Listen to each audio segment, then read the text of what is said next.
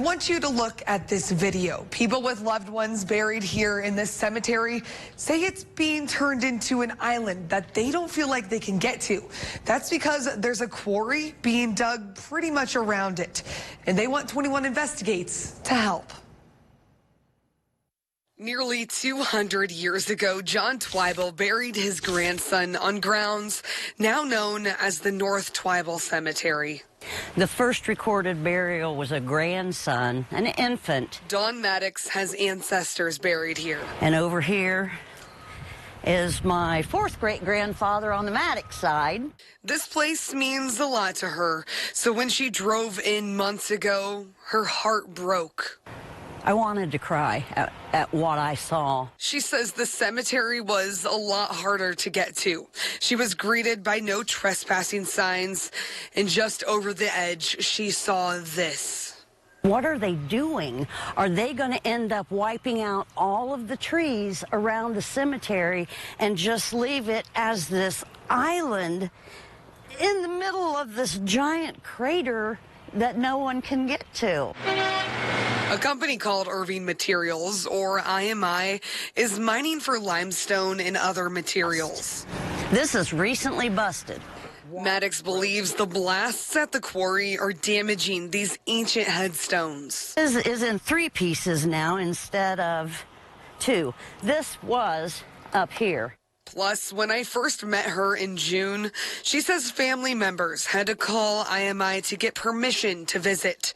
Those no trespassing signs warn, if you decide to come in uninvited, you will get caught and you will go to jail. It's not right. It's a disgrace what they're doing, and they don't even care. And it's not just Maddox who feels that way. I just wanted to welcome you first and foremost. Other descendants expressed concern during this meeting. Almost everyone here has a connection. Ancestors buried in the Twible Cemetery. Me too. Children, grandchildren, great-grandchildren.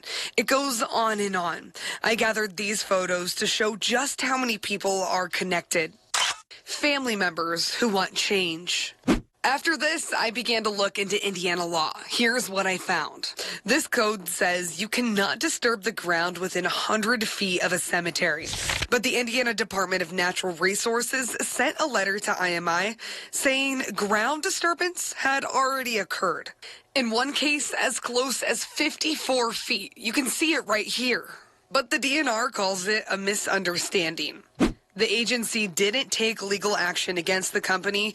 Instead, they approved the overburden. I asked the DNR if the agency planned to charge IMI. The answer, no. The DNR says there's no evidence the company recklessly, knowingly, or intentionally broke that rule about 100 feet. The DNR also says a conservation officer visited the cemetery and determined the damage to the gravestones is from normal aging, not from the digging. People need to be concerned. Former state legislator and attorney Mitch Harper has relatives buried at the cemetery.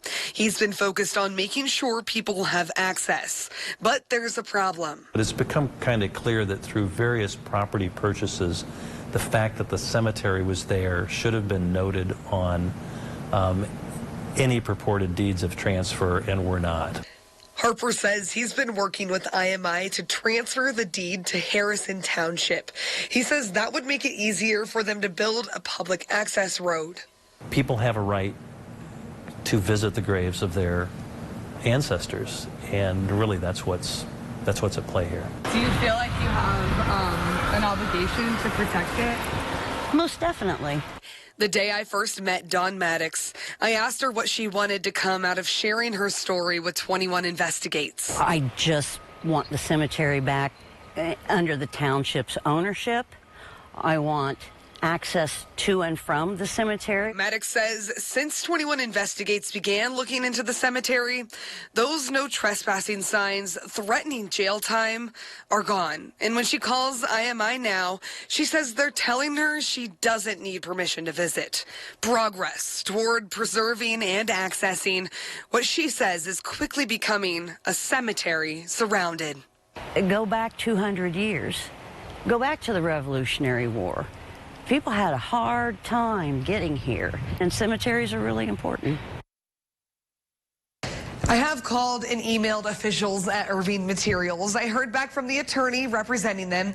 He wouldn't do an interview, but says those no trespassing signs were there only to warn people about the quarry, and that the company hasn't denied access to anyone wishing to visit the cemetery. Both IMI and the DNR say they're working to preserve those grounds, and the relatives will be watching. For 21 Investigates, I'm Carly Van Cleve.